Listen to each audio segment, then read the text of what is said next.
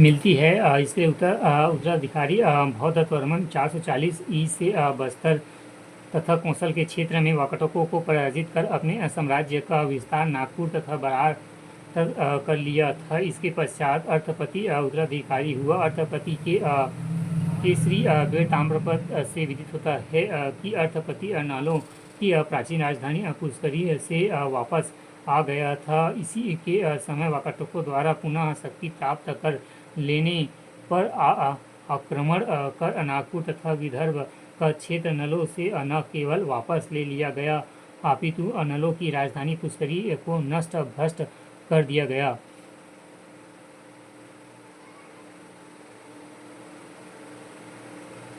अर्थपति का शासन अवधि को डॉक्टर हरिलाल शुक्ल एवं 460 से 475 ई निरूपित किया है। इसके अपने पिता भौदत्त की भांति सोने की सिक्के चलाए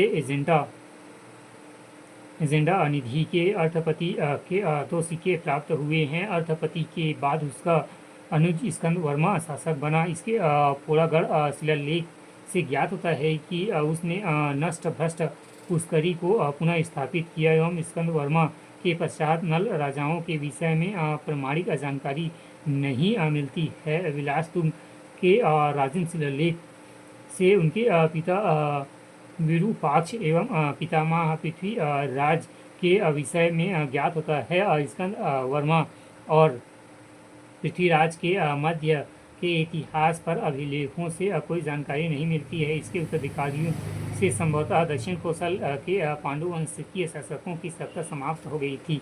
दुर्ग जिले के कुलिया नामक स्थान से प्राप्त मुद्रा भांड के नन्नाराज और स्तंभ नामक 2 राजाओं के विषय में जानकारी मिलती है। संभवतः ये नल वंशीय शासक ही थे जिन्होंने स्कंद वर्मा के पश्चात पृथ्वी राज के पूर्व शासन किया होगा। इसी समय अवधि के पूर्व चालुक्य वेगी के राजा कीर्तिवर्मन प्रथम 567 से 97 ई ने नलों पर आक्रमण किया था। कालांतर में शक्ति अर्जित कर नल दक्षिण कौशल के दक्षिण पूर्व भाग में स्थानांतरित हो गए थे। राजिम से प्राप्त विलासतुंग के प्रकार अभिलेख के अध्ययन एवं पुरालिपियों प्रमाणों के आधार पर विलासतुंग की राजअवधि 700 से 740 ई रखी जा सकती है। यह विष्णु उपासक था एवं राजिम का प्रसिद्ध राजीव लोचन मंदिर विलासतुंग द्वारा ही बनाया गया था।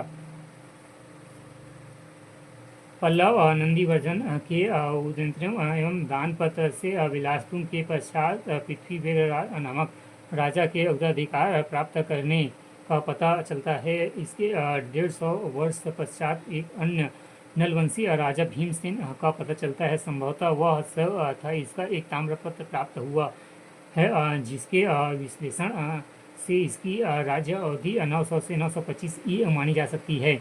भीमसेन के पश्चात नलवंशी राजाओं के संबंध में कोई प्रमाणिक जानकारी नहीं मिलती है। संभवतः दंडकारण्य में नाग एवं मध्य छत्तीसगढ़ के सोमवंशियों में इसका स्थान ले लिया। इस प्रकार 4वीं से 12वीं शताब्दी के मध्य लगभग 800 वर्षों तक शासन करते के पश्चात इनका अंत हो गया।